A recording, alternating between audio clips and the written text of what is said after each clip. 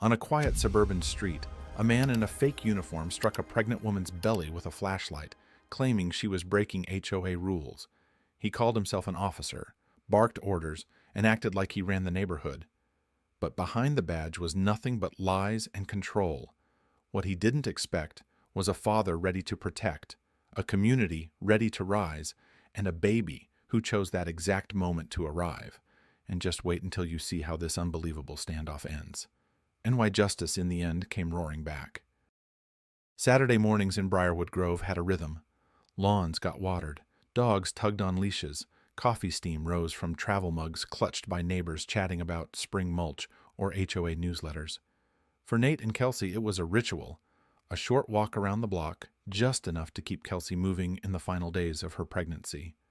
She was 39 weeks along, the finish line, and still insisted on getting her steps in. Nate didn't argue. Truth be told, he liked walking with her. He liked the way her fingers looped gently around his wrist when she needed a moment to pause.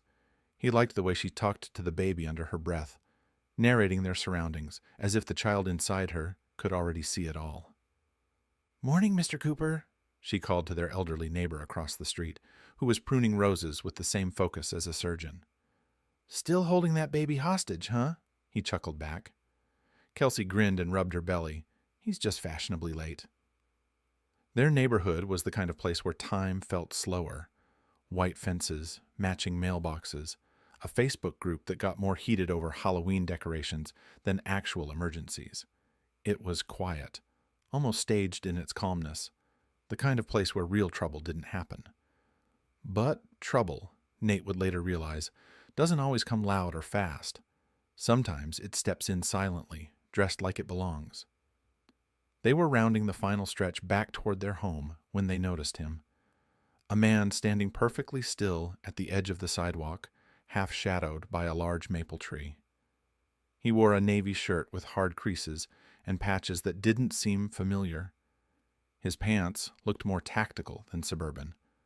A flashlight, far too large for daytime, hung loosely at his side, and clipped to his belt was a two-way radio with the volume turned just a little too high. There was no police car, no marked vehicle, just an old white sedan parked crookedly near the curb. Nate slowed down without meaning to. Something about the man's posture, upright, rigid, waiting, sent an instinctive alert through his brain. Kelsey stopped walking altogether. He stepped forward. There was something theatrical in the way the man moved, deliberate, calculated. He positioned himself right in front of them, blocking the sidewalk completely, feet shoulder-width apart, one hand resting on his belt like a highway patrol officer. Nate recognized him now. They'd heard about this guy. Randy, Ron, something like that. Locals called him the HOA cop, though no one had ever seen him at an actual meeting. A neighbor once mentioned he left a fake citation on their doorstep for improper shrub symmetry. Another said he shouted at a teenager for skateboarding too loudly after 5 p.m. Most people just assumed he was eccentric and ignored him. But now he was here in front of them, and up close, he didn't look harmless. He looked determined. "Good morning," Nate said cautiously. "We're just on our way home." The man didn't blink. His sunglasses hid his eyes, but his jaw was clenched. He pressed the button on his radio. It crackled with static, then released it again without speaking. "Finally," he said in a flat, official tone, "this area is under review. You'll need to vacate the path immediately." Kelsey turned to Nate, confused. "What?" Nate took a small step forward, positioning himself between her and the man. "We live right there," he said, pointing toward their driveway. "My wife's pregnant. We're just finishing a walk." The man didn't move. He reached for the flashlight. Not to use it, but to grip it, deliberately, as if trying to remind them it was there. And just like that, the mood shifted. What had started as a peaceful suburban morning had twisted into something else, something unnatural. It was no longer a walk. It was a standoff. And Nate knew, without needing to say it aloud, this man wasn't part of any HOA, and whatever he wanted, it wasn't about sidewalk rules. His name wasn't Royce, and he certainly wasn't a corporal.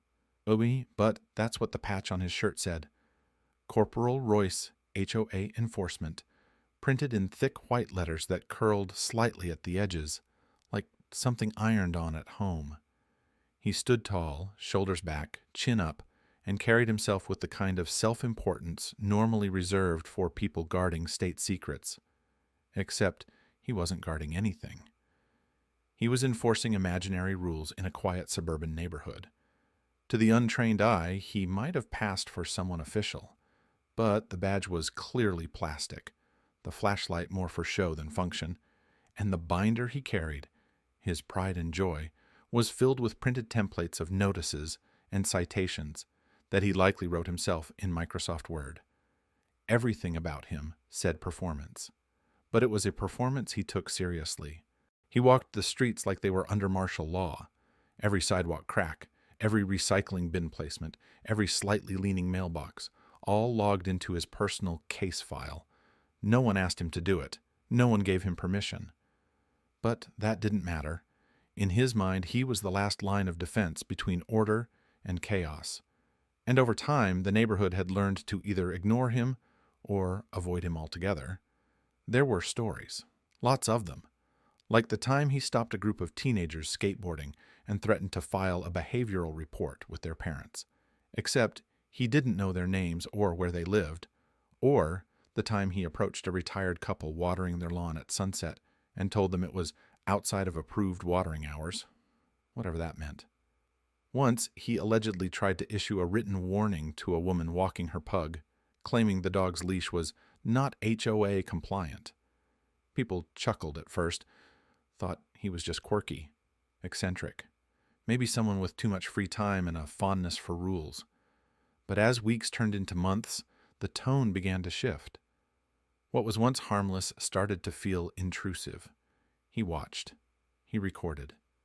He took photos of cars parked slightly over the curb and noted the exact minutes trash bins stayed out after pickup. And no matter how many people told him to stop, he didn't. He called it civic duty. Others called it obsession.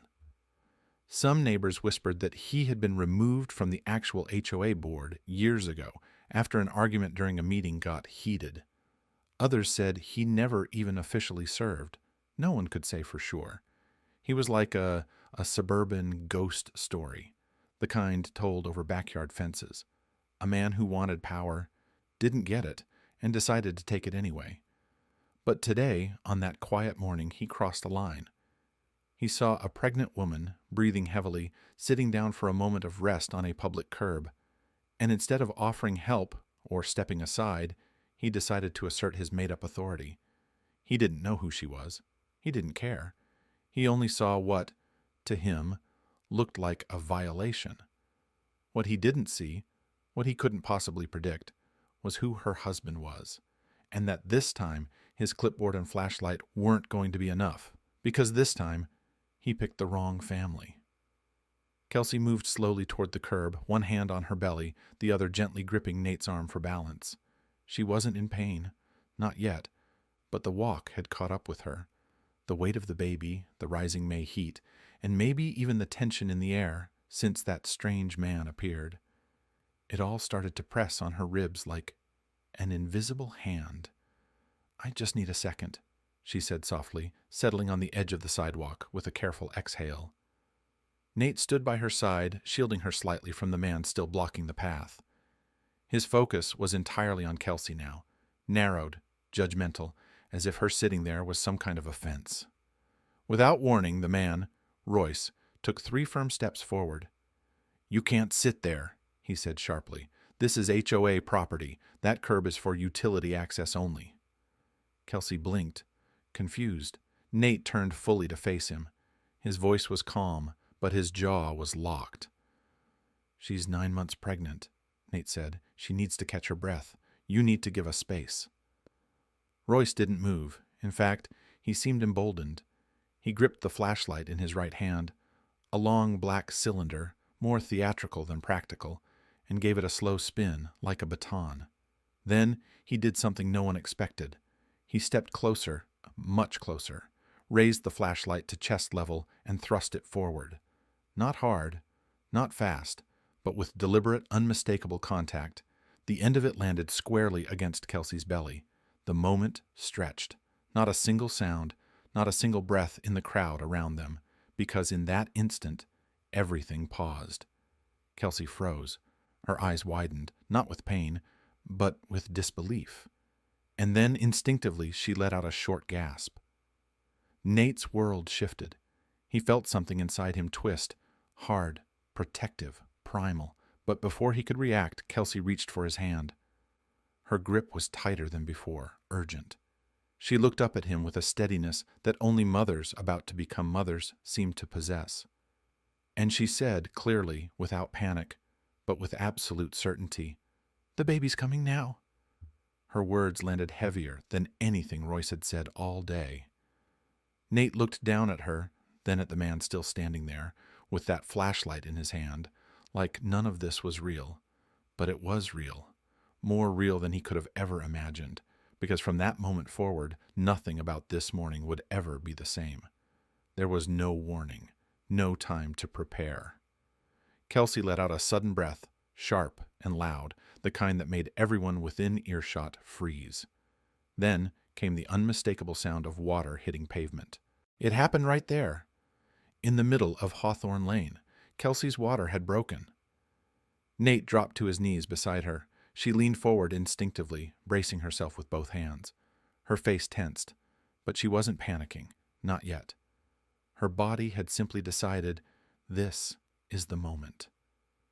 Nate looked up, searching for help, direction, and that's when the street around them began to change. Doors opened, porch lights clicked on. Within seconds, neighbors poured out of their homes, some in pajamas, others in workout clothes, many holding phones. The digital glow lit their faces as they took in the scene. A woman in labor, a man at her side, and another man, barking orders. Royce. Instead of backing away, instead of calling for help or clearing the area, he raised his flashlight and shouted above the growing commotion, "Everyone, step back! This is an active enforcement zone." He held the flashlight out like a traffic wand, sweeping it left to right, as if directing vehicles that weren't there. Community Code 8C states that congregation in public HOA-regulated areas must remain under 6 persons, unless pre-registered. Someone from across the street called out, "What are you even talking about? She's having a baby." But Royce ignored them. He raised his voice again, trying to outmatch the chaos. "This is a compliance breach. I am authorized to issue dispersal orders." One teenager filming the scene whispered to someone next to him, "Is this guy serious right now?" Nate barely heard any of it. He was too focused on Kelsey, who was gripping his arm tightly, her knuckles white. He pulled off his hoodie, folded it into a cushion behind her back.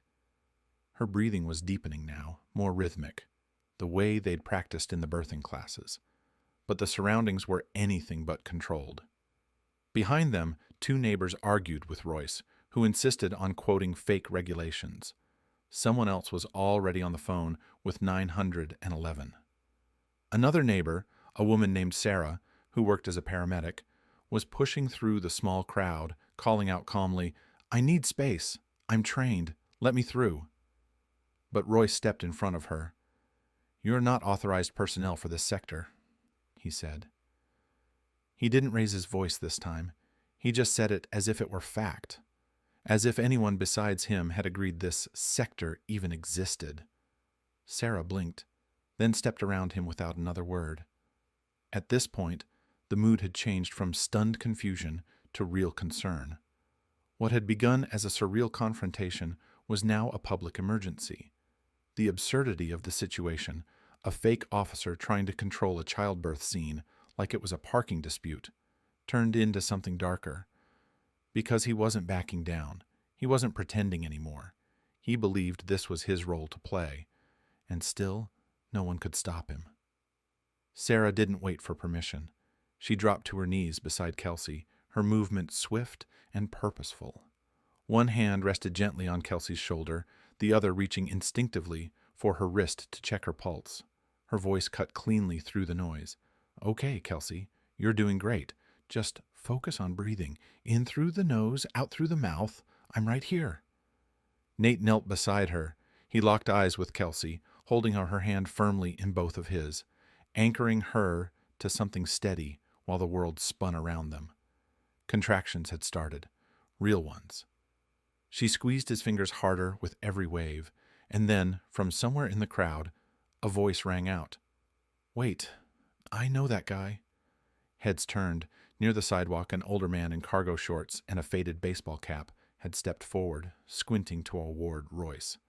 His name was Glenn, a longtime resident and former HOA committee treasurer. "That's not Corporal Royce," he said aloud, disbelief heavy in his voice. "That's Randy Kroll." For a moment, it didn't register. The name floated awkwardly in the space between shock and recognition. Then another voice chimed in. "I remember him. Didn't he get kicked off the board?" The energy shifted again. Only this time it wasn't chaos. It was clarity. Stories started spilling out like water from a broken pipe. "He used to patrol people's lawns with a clipboard. He left a fake fine on our porch once. Said our patio umbrella violated shade regulations. Didn't he try to rewrite the HOA bylaws by himself?" Glenn nodded. "Yeah, 2 years ago, he forged letters with fake letterheads and tried to get people to pay compliance fees directly to him. He was banned from every HOA-related function, completely removed." Royce, or rather Randy, didn't react. He stood in the middle of the road, still holding his flashlight, still trying to keep his posture straight. But the facade was cracking. His grip on the flashlight tightened. His jaw flexed. His sunglasses now looked less official, more like a shield, hiding eyes that no longer held power, only panic. Someone pulled up the HOA board minutes on their phone. There it was. Randall Kroll, permanently expelled from all neighborhood operations and privileges, effective March 18th. Sarah didn't even glance his way. Her focus was on Kelsey. "Contractions are consistent. We need medical backup here in under 5. She looked up at Nate briefly, and though her tone stayed calm, her eyes carried urgency. "We're delivering right here if we have to." Meanwhile, the neighborhood, now fully awake, began to realize what had been happening for months. This wasn't some quirky neighbor playing dress-up. Randy had built a full fantasy around himself. Tactical gear, printed citations, fake radio codes. He had performed authority so long, so loudly, that some people believed him. But now, as his past came into the light, and a woman lay in labor just feet away, the full weight of his deception became impossible to ignore. The badge was fake. The rules were fake. The authority, never real. And for the first time, even Randy seemed to know it. He stepped back, just an inch. But it was the first step out of his fantasy, and into the consequences. Even after everything, after the crowd, the crying woman on the ground, the trained medical professional asking him to move, Randy still wouldn't step back. He stood like a statue caught in the wrong century, clutching his flashlight like it was a badge of honor. His posture stiffened, his chest rose. Then, as Sarah reached to check Kelsey's abdomen again, he pointed the flashlight straight at her. "You're interfering with enforcement," he barked. The crowd gasped. Someone audibly said, "No way." Sarah looked up slowly, eyes narrowed, but calm. "Sir, I am a certified EMT. I need you to move." He didn't move. Instead, he took a step closer. The flashlight trembled slightly in his grip. Whether from nerves or conviction, no one could tell. But its angle now wasn't accidental. It wasn't just in his hand. It was raised. That was the moment Nate stood up. He rose slowly, as if pulled up by something inside him. Not anger, not impulse, but a quiet, grounded resolve. The kind that comes only when someone you love is in danger and you're out of options. He looked Randy straight in the face. "Touch her again," Nate said evenly, "and I swear—" He didn't finish the sentence. He didn't have to. But Randy, clinging to the last threads of his fantasy, didn't get the message. He raised the flashlight just a little higher, now clearly aggressive, clearly ready to assert some illusion of control he no longer had. And that's when Nate stepped forward and struck. It wasn't flashy. It wasn't dramatic. It was one clean, instinctive motion, a direct hit to the chest that knocked the air out of Randy and sent him stumbling backwards. He hit the sidewalk hard, His flashlight clattered away, spinning once before coming to rest beside the curb. For a brief moment, the entire street stood still. Randy scrambled to get up, dazed but still trying to grasp at authority, like it hadn't already shattered around him. But before he could reach the flashlight, a quiet voice cut through the tension.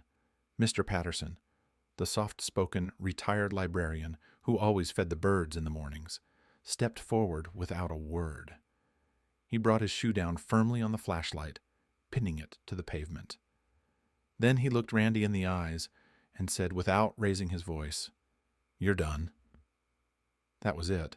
No shouting, no bravado. Just 4 simple words that hit harder than anything Nate had delivered physically. Because they came from someone who had watched long enough and finally said, "Enough." In that moment, Randy wasn't a self-declared officer. He wasn't a figure of authority or even a neighborhood nuisance. He was just a man, cornered, exposed, and finally powerless. And as Sarah turned back to Kelsey and Nate dropped to his knees once more to hold his wife's hand, the crowd exhaled as one. The breaking point had come. And now it was time to focus on what truly mattered. Time, for a few long seconds, felt like it stopped breathing. Then Kelsey screamed, and it echoed down the quiet streets like a signal flare. Not in fear, not even in pain alone, but in something far older and deeper, the sound of life forcing its way into the world. She was lying on the asphalt, head supported by Nate's hoodie, shoulders braced against his legs. His hands were clasped tightly around hers, grounding her through every wave of contraction. Sweat beaded across her forehead, her breathing short and focused, the kind of focus that only comes when there is no other choice but forward.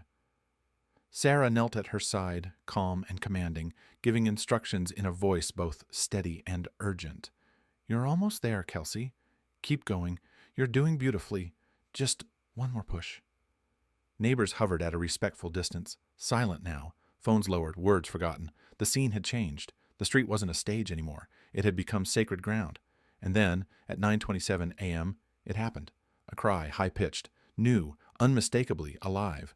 The moment the baby's voice rang out, the entire world seemed to exhale. It cut through every ounce of tension, every ounce of fear, like sunlight piercing storm clouds. A wave of emotion washed through the crowd. Some gasped, some whispered prayers. Some, unknowingly, wiped tears from their cheeks. Because what they had just witnessed, in the middle of a residential street under an open sky, was something bigger than rules, or conflict, or neighborhood protocol. It was the beginning of a life. Sarah held up the newborn, gently wrapped in a clean cloth one of the neighbors had run to grab. She looked down at Kelsey and nodded. "It's a boy," she said softly. Kelsey let out a laugh that trembled into tears. Nate, eyes wet and wide, kissed her forehead again and again, whispering thank yous he didn't even realize he was saying aloud. Their son, born right there on Hawthorne Lane, surrounded not by cold walls or medical machines, but by community, by struggle, and by unexpected courage. A minute later, sirens approached. Bright red and white lights flickered across the houses as the paramedics arrived. The real kind. Professionals. They moved quickly, gently relieving Sarah, checking vitals, preparing transport. Behind them, a second set of flashing lights pulled up. Blue this time, police cruisers. Randy Kroll, still sitting slumped on the sidewalk with Mr. Patterson nearby, didn't say a word, and no one said a word to him. Because the focus now had shifted completely, and rightly, to the small, crying bundle in Kelsey's arms. The one who came into this world not in a hospital, but in a moment of pure human resilience. The sirens had barely faded when the second police unit stepped onto Hawthorne Lane. Calm, professional, and fully briefed, the officers approached Randy Kroll, no longer Corporal Royce, just a man sitting quietly on the curb, surrounded by everything he had built and everything that had just crumbled. "You're being detained for impersonation and public safety violations," one officer said simply. Randy didn't argue. He stood, slower than before, like someone waking from a long, self-made dream. The search of his vehicle told the rest of the story. Fake HOA documents, plastic handcuffs, a forged ID badge, and a binder filled with handwritten citations. There were maps, printouts, even notes about neighbors, names, house numbers, imagined offenses. He hadn't just played a role, he lived in it. But now, that act was over. By evening, a neighbor's phone video had gone viral, first on local forums, then picked up by the news. The headline, "Woman Gives Birth in Street After Confrontation with Fake HOA Enforcer." The footage showed everything, from Randy's flashlight waving to the moment Nate stood between him and Kelsey. Then the cries, then the birth. People online called it surreal. Others called it heroic. Nate was dubbed Dad of the Year. Sarah was praised for her calm and courage. And Randy, just a cautionary tale of what happens when imagined power meets a community that finally says, enough. The hospital room was quiet, calm, white walls, soft beeping monitors, a rocking chair that had clearly seen generations of new beginnings. Kelsey lay resting, her hand wrapped protectively around baby Asher's tiny body as he slept against her chest. Nate sat close, eyes never straying too far, heart still catching up with everything they'd just lived through. They stayed there for 4 days, not because of complications, but because the doctors wanted to be sure. And maybe, in some quiet way, because the hospital gave them something they hadn't had in the street that morning, time to breathe. But back in Briarwood Grove, something had shifted. It started with small things, casseroles on the porch, handwritten cards slid under the door, diapers left in baskets with ribbons tied around them. Someone even mowed their lawn without asking. No one said much. They just showed up, together. Then came the fundraiser. What began as a kind gesture quickly surpassed expectations. Enough to cover the hospital bills, enough to build a college account, enough to prove that while Randy's control was always fiction, the neighborhood's unity was very real. At the next HOA meeting, which had never drawn more than 6 people before, the room was full, standing room only.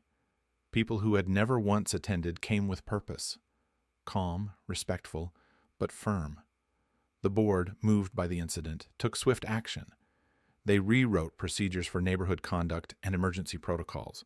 They opened communication channels to make residents feel heard again. And with a unanimous vote, Randy Kroll's name was permanently removed from all community operations, gatherings, and volunteer lists, a final, quiet closing of a chapter that had lasted too long. Weeks passed. One morning, just after sunrise, Nate took Asher for a walk. The baby, swaddled and blinking up at the sky, rested quietly in a soft carrier across his father's chest. They strolled down Hawthorne Lane, past the same trees, the same houses. And then they reached that spot, the stretch of sidewalk where everything had happened.